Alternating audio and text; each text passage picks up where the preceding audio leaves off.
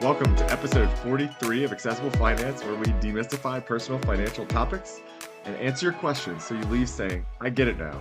I'm Eric And Johns. I'm Rachel John. Let's dive in. All right, Eric. So we have completed four parts of our six-part retirement series. So we are on part 5 today. Part 5 is going to be delving into what aspect of retirement. Long-term care. It's not exactly sexy. Super It's fun. not something anybody really wants to think about, but it's constant. It's kind of Necessary. portrayed as the boogeyman, right? And people, especially from long-term care insurance salesmen and women. So yeah, it seems useful to talk about. All right. So long-term care, particularly as it pertains to like insurance coverage, insurance needs, things like that.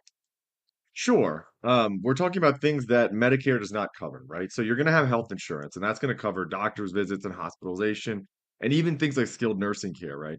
But there might be a gap. So a couple of things that we need to talk about beforehand, right? This long-term care typically refers to what are called ADLs, or activities of daily living, right? There are 6 of them. This is not fun to talk about. Okay. Bathing, dressing, toileting, transferring, so like getting out of a bed or a chair, caring for incontinence, which is Yeah, really super just fun. awesome. Eating. Neat. Okay. So when you cannot do 2 or more of those, long-term care insurance will typically start paying out whatever, their agreed on metric is, right? Mhm. So also, cognitive impairment. Yeah, If it's the you're other cognitively impaired, thing. yeah, that's like an other qualification. So if you're cognitively impaired, then you don't have to check 2 out of the 6 boxes. Sometimes they'll just pay out. But again, it's going to depend on your own policy. But yeah, so again, it's an either or thing though, right? It's not like, oh, if I'm cognitively impaired, I only need one of the things. Like it's two separate ways to get Correct. You're insurance. either cognitively impaired, Mhm. and then you're going to get paid. Well, most policies will pay out. Correct. They'll come and do an assessment typically, like their care plan will do an assessment. And when we're talking cognitive impairment, we're talking like dementia, Alzheimer's, right? Sometimes stroke if it's severe enough. Yeah. Right. So, like, what would long-term care consist of, right? So, it could be you hire like an in-home worker. So somebody's going to come to your house and spend, maybe 8 hours a day with you, and I mean, it could be any number of things. But it's basically when you can't do this stuff for yourself, you either have to live in a facility, like a nursing home or some kind of a care facility, Yeah. right? Assisted living, or they can come to your house. Any way you're gonna slice it, there are gonna be dollars involved. So we're gonna be doing the planning for the dollars involved, right? So the national average is somewhere in the ballpark of 68K per year, and then the average usage of long-term care is around 2 years. Okay, so inflation adjusted though, especially given the healthcare inflation is higher than the average CPI inflation, right? In to the tune of about 5% a year versus about 3% a year. Those numbers can get huge, Mhm. especially for the younger, generation, our I was gonna generation, say, if you're talking to at the someone end of the who's plan. 40 and you're trying to budget for that in the next, 40, 45 years, Right. 50 years, like that's Yeah, some of these numbers can be, 400 grand astronomical. a year, Right. in 2050 kind of thing. So we want to be able to help people with this, right? And so the question you might be asking yourself is, oh, okay, so I definitely need long-term care insurance, right? No, no, we would not advocate that most of the time. What happened in the long-term, well, we're no experts on the actual long-term care industry, but from our understanding of the industry, premiums have gone up. Basically, the long-term care insurers offered too much care for too little premium, right? And they found themselves In a in whole, in a rough spot. yeah. So what they've done over time is ratcheted up the premium to where it's almost forced savings at this point. So you're paying the premiums, but there'll be like a lifetime limit on the payouts, and the payouts are going to be lower than they were in the past when they first started writing these policies. There are some kind of clever ways you can get long-term care insurance. You can get riders on your other permanent life policies if you happen to make that mistake at some point in your life. Just kidding. It's not always a mistake, but most of the time it's a mistake. Most important thing though too is that it's not a one size fits all, right? So like if you Correct. get long-term care and I get long-term care, it could be vastly different. So if that's the route that you end up going, like you have to shop around and you have to know that the people who are talking to you and selling you these long-term care policies Are heavily incentivized to do so. and they have a vested Right. interest in upselling because Right. So That's just it. like any other type of insurance, there needs to be a need for it. And even if there's not, and you want it because you're like, you know what, I don't want to spend my assets on long-term care. I want to keep them for myself. We can certainly pursue it, right? Like, so you could certainly look at it. The issue is that even if you pay for the long-term care, right, you're paying the premiums and you need it, you come out ahead if you use it. Obviously, that's what Yep. insurance does, Yep. but you might not come out that far ahead. Does that make sense? Right? Like, so the payout is just not as substantial or exponential as it once Right. was. You're Right. like But insurance essentially companies have gotten a the lot same, the better same. at, you pay me 100K in premiums, and when you need it, maybe I give you 120K. Yeah.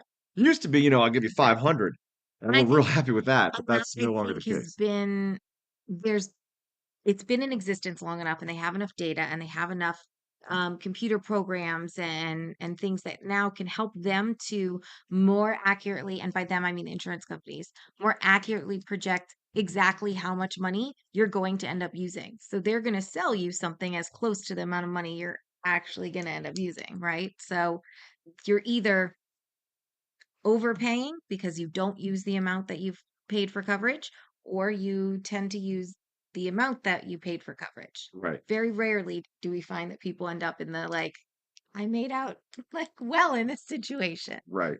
And luckily, I averted a crisis because I found a pin to twirl. Oh, So God. it's very important that I everyone wondered knows what this. your face was. I was searching frantically and realizing that none of those pins were sufficient. So I needed this one. And I got it, and we're good now. Literally all of these are fine. No, they're not the same. Oh my gosh.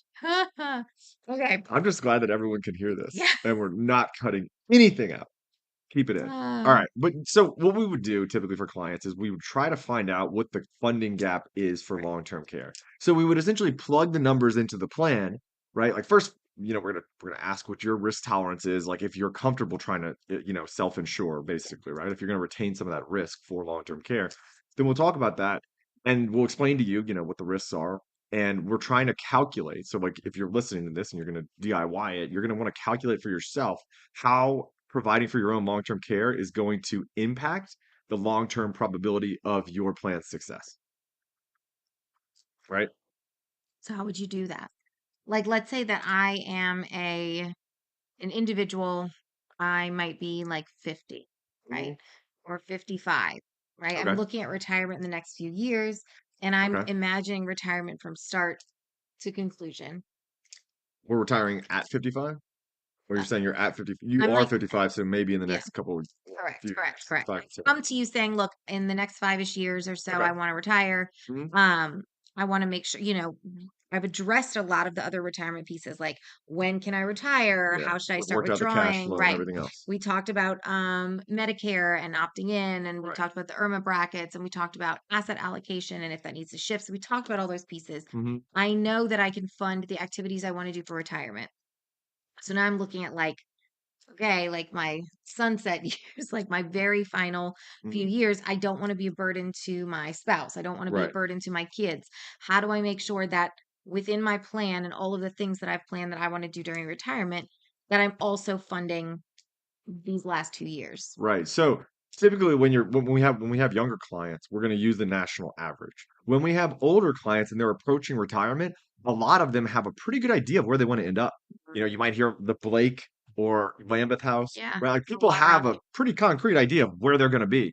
So we will literally call those places, Get and we can actual tell you right cost. now that Lambeth House is roughly 10K a month. Yep. That's what they're charging, and they also have like a substantial like deposit. It's basically like you let them or you make them an interest-free loan, right? Like you give them like 150K or some large amount of money, Right, right, and right. then on your death, they get it back. Right. I mean, your You're estate gonna gets it back. correct. Sorry, but your estate's gonna get back no interest. They're just you give them 150K, you might stay there for 10 years, and then you're gonna get back 150K. Right. So we've talked about time value of money. You're not winning on that deal. You're But just the idea is losing. nominally though, it's gonna be also like in addition to that, it's usually about 10K a month. Mm. So and then like the Blake is somewhere eight to nine. You could probably spend up to 10 ballpark, right? Sure. Like so those kinds of let's ballpark it at 10K a month, right? For the local, long-term care facilities. And these are like on the I higher was gonna end. say these are the nicer ones. Like Yeah. there are certainly the budget ones, which Mhm. like, you know, uh, I would assume you need a tour. Like I'm certainly not familiar enough with them. Yeah. I probably wouldn't necessarily feel comfortable with any of my family members there. Um, but I think that it depends upon the care staff and people who are there. So, but so if we're talking 10K, we're at least down here, we're talking about the upper end of Mhm. that long-term care. 120K a year. So a lot of we've heard this before too, right? So people will say, well, 68,000, there's no way that this That whole doesn't thing cover is gonna, yeah, that's not 120. 120. Yeah. Like where what happens here? Like where are we making up a gap?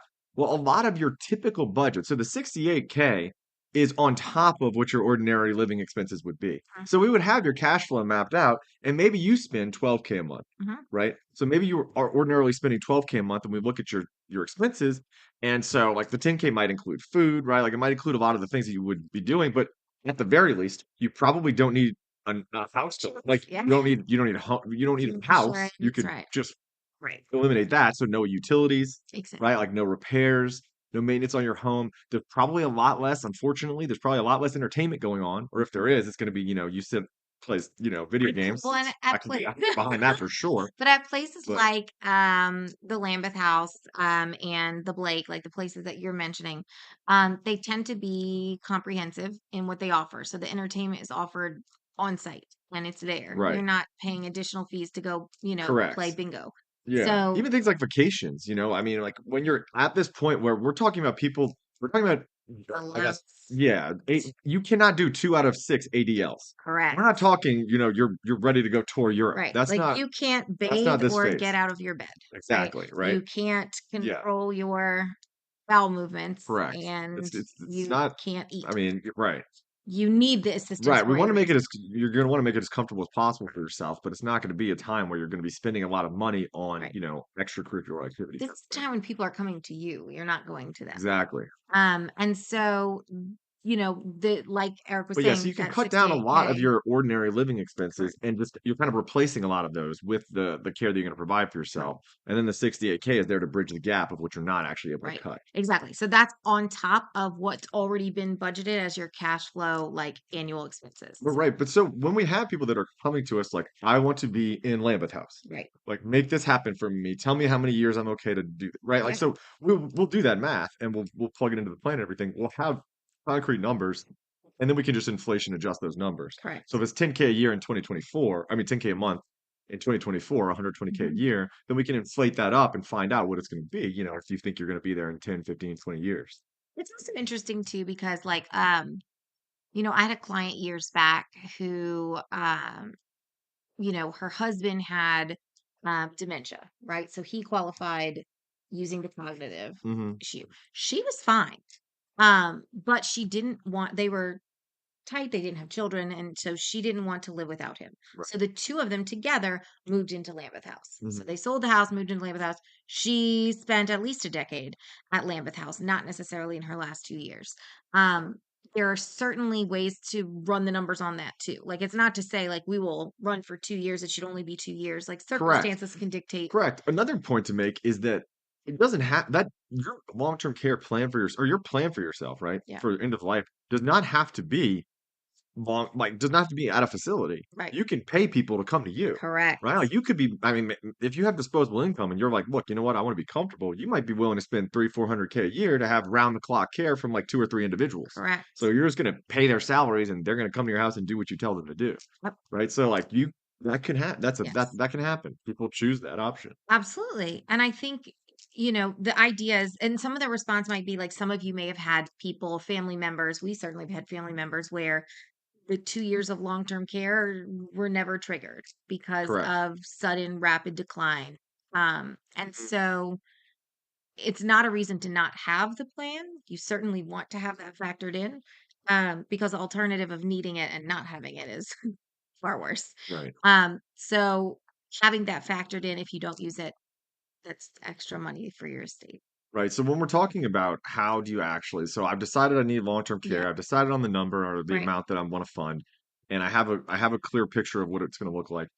How do I know if I have enough dollars today? Right. So obviously you would have listened to hopefully you listened to the other podcasts in the series and you found out that we start with the cash flow and everything else. But at the end of the day, if you don't have like a Monte Carlo calculator that's doing the math for you, you can do time value of money calculations. So what you're trying to do is you're thinking about it kind of like college payments. So you look at the future cost, right? Well, you look at the cost in today's dollars, and then you're going to have to inflate that up to when you think it's going to be in the future, right? And then make sure that your cash flows in the future can cover it. Right. So you're not just inflating up the costs, you need to inflate up kind of what your like income, I guess, would be. Correct. There are a lot of calculators like that online. Mm, It's important to know or remember, I guess, that at that phase, you're not continuing to work. So you certainly don't want to like inflate up your income, but look more at like your social security, the dividends and interests, or whatever kind of income replacement you discussed with your financial advisor or that you've kind of come up with on your own. But yes, I think that there's a ton of them online that you can use if you don't have the software. right. You can do that. But the real takeaway is you want to think about it, but there's a couple things, right? A couple points. One, long-term care insurance is not what it used to be. Okay, so it's not a like a term life policy where you're going to pay $30 a month and then they might pay you, a few $1 million if you die early, right? Like if you have a term life policy in your 20s or 30s, you might pay 20 or $30 a month for $1 million Right. policy, okay? That's not what it looks like. It's lots of premiums and then some rewards, right? Hmm. Like, so you're going to be offsetting, you're going to transfer risk, but it's not transferring that much. It's a lot. You want to think about it a little bit more of like a forced savings. Does that make sense? So like I'm required to pay my $1,000 a month premium. So it's essentially putting that money You're away. forcing And into a now I've vault. got my like 12K a year. Right. It's essentially invested for me. And then some of it's going to be given back, Right. right? So you want to kind of think of it that way. And you can, I mean, we could do the math on the actual policies That's what I was themselves. going to say. I think Each for policy is different. This is not a like monolithic correct thing, right? at all. They vary greatly. And so you may find when you run the numbers that you are overpaying on the front end for the reward that you think you're going to get or the payout you think you're going to get on the back end. So I think it's imperative, particularly if it's hard to wrap your mind around not having long-term care, right, or end of life care. Like I think it's critical to be able to run numbers on the various scenarios to have like apples to apples kind of conversation or analysis because it's really overwhelming. And I think that sometimes the insurance agents don't necessarily help clarify it as much as we'd like them to. So Right. I think it's worst case, like run those numbers, compare the plans so that at least you know exactly what you're getting. Correct. Agreed. Hmm. But yeah, so I mean, it's that was the main takeaway, and then also like what actually triggers the insurance coverage, Correct. being the two ADLs Mhm. and or cognitive impairment. Yeah, it's also true that if there's an age gap between you and your spouse, Yeah, it's likely that you're going to be your spouse might not like this, but it's likely that you're going to be hoping to lean on them yeah, when you're in your end of life. You know what I mean? If you're going to be in your 90s when they're in their 60s or so, right? Like if there's a huge age gap, correct. or 80s and 60s, whatever, right? Like then you might be leaning on them a little bit. So Right, you may sometimes have you, more assistance than you would so yeah, we could. otherwise. I mean, it's all Hopefully, it's a part of the plan. conversation That's you've had in your marriage prior yes, to being yes. at that point. That's one of But the reasons that financial planning, unfortunately, like it depends. It's not fun to give that answer. I yeah, promise. I like to take pretty hard stances when we can. you do. You but do. You definitely do. it's a highly Um, individualistic correct. field, right? So it's gonna depend on you, your circumstances, and your finances, and everything else.